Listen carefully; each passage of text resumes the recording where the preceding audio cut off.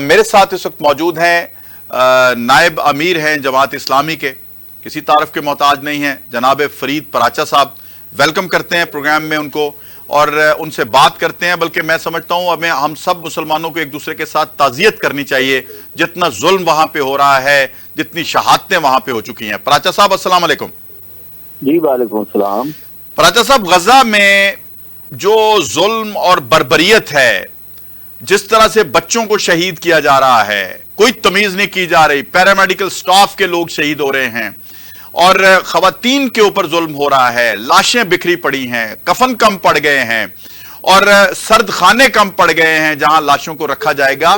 یہ تو قیامت سے بڑھ کے قیامت ہے، قیامت سے پہلے قیامت ہے. پراچا صاحب کیا کہتے ہیں آپ؟ جی بسم اللہ الرحمن الرحیم.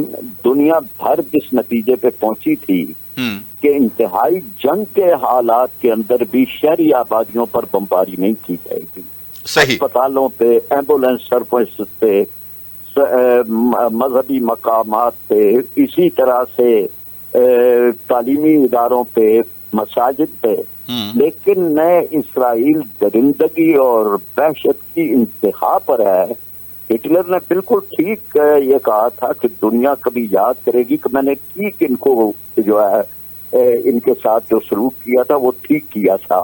یہ احسان فراموش بھی ہیں. پھر اس کے بعد درندے ہیں کہ کسی کو انسان نہیں سمجھتے، ان میں انسانیت کی رمق نہیں ہے. اور جو ان کا ساتھ دینے والے ہیں وہ بھی اتنے ہی درندے ہیں. تو ان کو بھی کوئی پتہ نہیں کہ ہسپتالوں پہ بمباری ہو رہی ہے. وہاں پہ جو ہے وہ 14 سے زیادہ ہسپتال جو ہیں وہ ٹارگٹ بنائے گئے ہیں. شہری آبادیاں جو ہیں وہ ہو رہی ہیں. غیر متحارب یعنی جو نہیں لڑ رہے آپ ان کو بھی مار رہے ہیں، بچوں کو، عورتوں کو. اور اس لحاظ سے جو کچھ بھی ان کی طرف سے ہے وہ انتہائی درندگی کا کھیل ہے. نہ کوئی اقوام متحدہ کوئی کام کر رہی ہے، نہ کوئی عالمی امن کے نام نہاد ٹھیکیدار ان کے کان پہ کوئی جون ریچتی ہے. اور امت مسلمہ بھی اپنی ذمہ داری نہیں ادا کر بالکل ٹھیک، بالکل ٹھیک. لیکن اس سے پہلے کہ میں امت پہ تماتم کروں، میں سلام عقیدت پیش کرتا ہوں غزہ کو، حماس کو، ان فلسطینیوں کو، بچوں کو، عورتوں کو.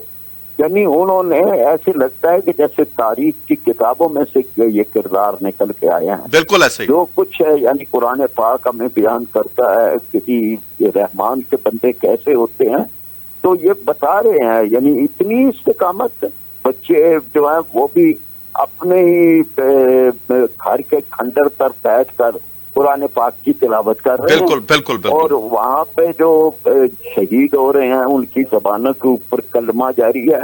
اور کسی کو ہم نے وہاں پر ماتم کرتے ہوئے نہیں دیکھا. یعنی رو رہے ہیں بلا شبہ، یہ ایک فکری کام ہے لیکن حوصلے بھی بلند ہیں.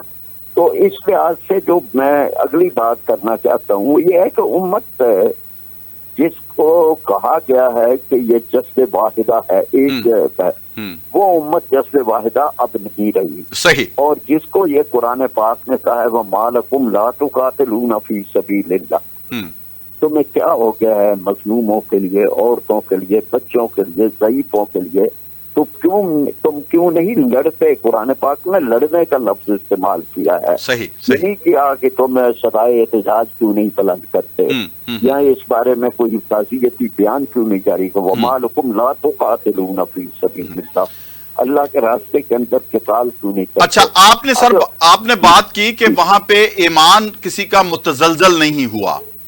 یقیناً ہم نے بچوں کو لاشیں ڈھونڈتے ہوئے دیکھا، ہم نے بچوں کو غمزدہ دیکھا، روتے ہوئے دیکھا. لیکن شاید آپ میری بات سے اتفاق کریں کہ خوف نہیں ہے ان کی آنکھوں میں، نا خوف نہیں ہے. بالکل بالکل. یہ ذرا تھوڑا اس پہ ذرا بتائیے. میں یہ بتاؤں نا کہ جی جو ہمارا ایمان ہے وہ ہمیں یہ کہتا ہے کہ مسلمان کے سامنے زندگی اور موت میں سے کسی ایک چیز کو چننے کا معاملہ نہیں آتا، بلکہ اس کا ایمان ہے کہ زندگی اور زندگی میں سے ایک چیز کو چننا ہوتا ہے.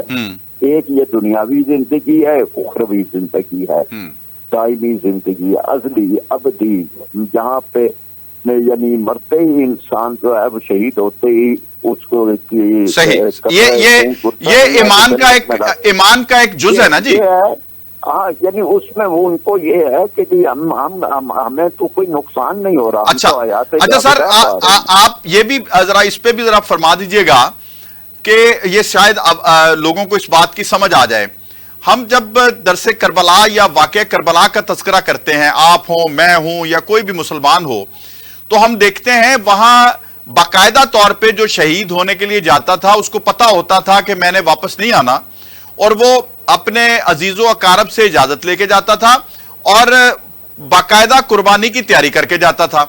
اچھا، اب ہم عید قربان پہ جب اپنے جانور قربان کرتے ہیں، جب سنت ابراہیمی کی ادائیگی کرتے ہیں، تو اپنے اپنے جانور سجاتے ہیں، ان کو تیار کرتے ہیں، پھر وہ قربانی کی طرف جاتے ہیں. اب ہم نے یہاں بھی جو خوف کی بات ہے وہ ہم نے نہیں دیکھی. باقاعدہ طور پہ ہم نے دیکھا ہے کہ لوگ ظلم کا تذکرہ تو کر رہے ہیں، خوف نظر نہیں آ رہا، لیکن شوق شہادت جو ہے وہ کوٹ کوٹ کے بھرا ہوا ہے. لیکن جی کربلا جو ہے وہ تو ایک ایسا بلند مقام ہے، ایک روشن مینار ہے کہ جس سے صدیوں تا قیامت کا جو استقامت کے اور عزم کے قافلے ہیں وہ وہاں سے حوصلہ پاتے رہیں گے. بالکل، درس کربلا. اور وہ جو ہے نا کہ ہر دور میں قافلہ سالار حسین ابن علی ہیں، تو وہ ہمارے قافلہ سالار ہیں، یعنی ان کے.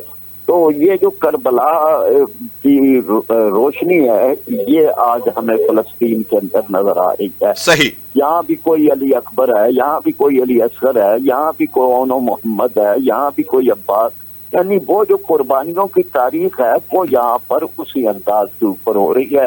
اللہ تعالیٰ ان کی قربانیوں کو قبول فرمائے اور انہیں صبح آزادی دیکھنی. اچھا، آپ نے تذکرہ کر ہی دیا ہے تو ہم نے یہاں دیکھا ہے کہ سوشل میڈیا ایکٹیوسٹ جو ہیں، جو کم از کم حق کی آواز بلند کر رہے ہیں، وہ اس طرح کی فوٹیجز جس طرح سے بچے اپنے یعنی اپنے کوئی والد کا، کوئی بھائی کا لاشا تلاش کرتا تھا کربلا میں، یہاں بھی ہم نے ایسے ہی منظر دیکھے ہیں کہ بچے اپنے والد کا لاشا تلاش کر رہے ہیں، اپنی ماں کا لاشا تلاش کر رہے ہیں، اپنے بڑے بہن بھائیوں کا لاشا تلاش کر رہے ہیں. تو یہ تو ایک درس ہے جو خوف زدہ ہے اسلامک ورلڈ. میں لفظ یہ استعمال کر رہا ہوں کہ اسلامک ورلڈ جو خوف زدہ اسلامک ورلڈ ہے وہ ان بچوں کے جذبے سے سیکھے اور پتہ کرے کہ ان کا جذبہ ایمانی کیوں اتنا مضبوط ہے. ذرا آپ ہی بتا سکیں تو بتائیں دنیا کو. یہ دیکھیں نا، جو ایسا مرنا تو ہے ہی ہے. بالکل، آپ ایکسیڈنٹ پہ بھی مر سکتے ہیں، ہسپتال کے بستر پہ بھی مر سکتے ہیں. جی یہ ہے نا کہ یہ موت کا خوف جب چلا جائے تو پھر انسان اس طرح کے کردار آتے ہیں جو آ جائیں. یعنی جب موت کو یہ سمجھا جائے کہ یہ اللہ سے ملاقات کا اور اللہ کے نبی صلی اللہ علیہ وسلم کی زیارت کا ایک ذریعہ بنتی ہے تو انسان کا عزم بہت زیادہ اوپر ہو جاتا ہے. تو یہ جو یعنی ان کا بہنا جی کہ جی موت کا خوف چلا گیا. اللہ کے نبی صلی اللہ علیہ وسلم کی یہ حدیث ہے کہ ایک زمانہ آئے گا دنیا کی دوسری قومیں تم پر پوچھا کیا سبب ہوگا تو آپ نے ارشاد فرمایا کہ ہمارے درمیان وہن آ جائے گا. وہن کیا ہے؟ اللہ کے رسول صلی اللہ علیہ وسلم سوال ہوا تو آپ نے کہا حب الدنیا و کراہیت الموت. دنیا کی محبت آ جائے گی، موت سے تم ڈرنے لگو گے. موت کا تمہیں یعنی موت سے محبت کرنے کے بجائے تمہیں موت کا خوف ہونے لگے گا. وہی دور ہے. تو وہاں یعنی وہاں جو ہے نا جی ہمیں نظر آ رہا ہے کہ دنیاوی محبت پر. اچھا سر، یہ تو ہو گیا جذبہ ایمانی. اب بتائیں کہ جو میرا، آپ کا، ہمارے مسلم ورلڈ کا جو فرض ہے ان کو کمک پہنچانا، ان کو مدد پہنچانا، ان کے اوپر حملے بند کروانا، یہ کیوں آواز کیوں نہیں نکل رہی؟ ان کی گھگی کیوں بند ہو گئی ہے؟ ان کی آوازیں جو اپنوں کے اوپر ظلم ڈھانے کے لیے، تو یہ میں یہ جملہ نہیں کہنا چاہتا، اب وہ کہاں ہے وہ طالبانائزیشن یا ایسے جو لوگ جو ہماری مسجدوں میں حملہ کرتے ہیں؟ اس کا مطلب ہے انہی لوگوں کے وہ ایجاد کردہ لوگ ہیں، موساد کے، را کے، جو کم از کم ان کے خلاف نہیں بولتے، ان کو ہم دیکھ بھی نہیں پا رہے اور ہمارے ممالک بھی خاموش ہیں.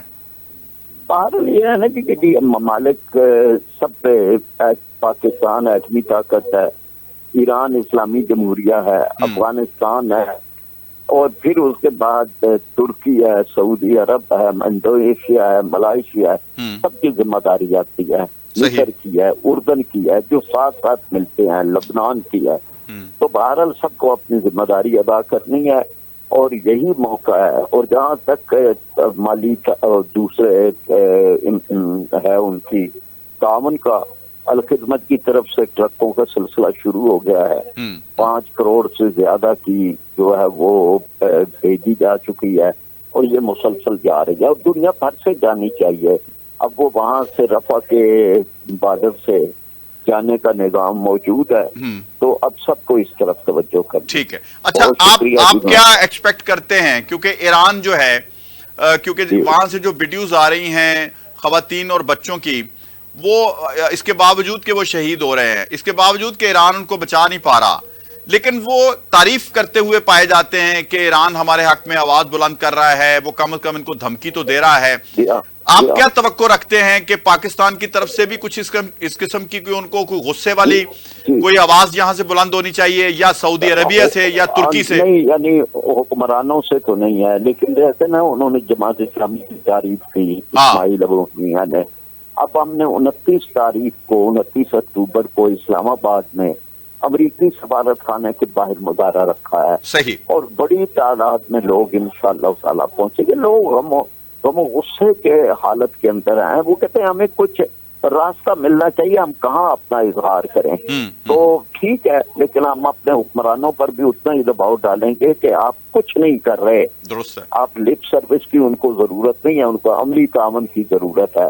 یہ جو ہم نے غوری اور حطف اور کیا کیا میزائل شاہین وغیرہ بنائے ہیں، یہ کس چیز کے لیے ہیں؟ یہ ڈیکوریشن پیس نہیں ہے. ان کا استعمال کا وقت آ گیا ہے. بالکل ٹھیک ہے، بالکل ٹھیک ہے.